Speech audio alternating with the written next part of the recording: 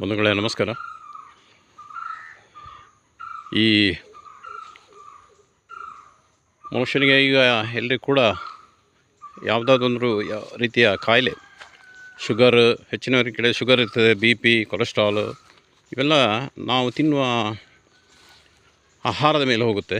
ಯಾಕಂದರೆ ಇವಾಗೆಲ್ಲ ಹೆಚ್ಚಾಗಿ ಬೆಳೆಸುವಂಥ ಹಣ್ಣು ಹಂಪಲಿರ್ಬೋದು, ತರಕಾರಿಗಳಲ್ಲಿ ಈ ಕೆಮಿಕಲ್ಗಳನ್ನು ಅದಕ್ಕೆ ಇಂಜೆಕ್ಟ್ ಮಾಡ್ತಾರೆ. ಅಂದರೆ ಅದು ಬೇಕಾದಷ್ಟು ಬೆಳಿಬೇಕು ಮತ್ತು ಗಾತ್ರದಲ್ಲಿ ದೊಡ್ಡದಾಗಬೇಕು ಎನ್ನುವ ದೃಷ್ಟಿಯಿಂದ ಮತ್ತು ಹಣದ ಒಂದು ದುರಾಸೆಯಿಂದ ಅದಕ್ಕೆಲ್ಲ ಇಂಜೆಕ್ಟ್ ಮಾಡ್ತಾರೆ. ಆ ನಿಟ್ಟಿನಲ್ಲಿ ಯಾವುದು ಕೂಡ ಈಗ ಮೊದಲೆಲ್ಲ ತರಕಾರಿ ಆರೋಗ್ಯಕ್ಕೆ ಒಳ್ಳೆಯದಂತಿತ್ತು. ಇವಾಗ ತರಕಾರಿ ತಿನ್ನೋದಂದರೆ ನಾವು ನೇರವಾಗಿ ವಿಷವನ್ನು ತಿಂದಾಗ ಆಗ್ತದೆ.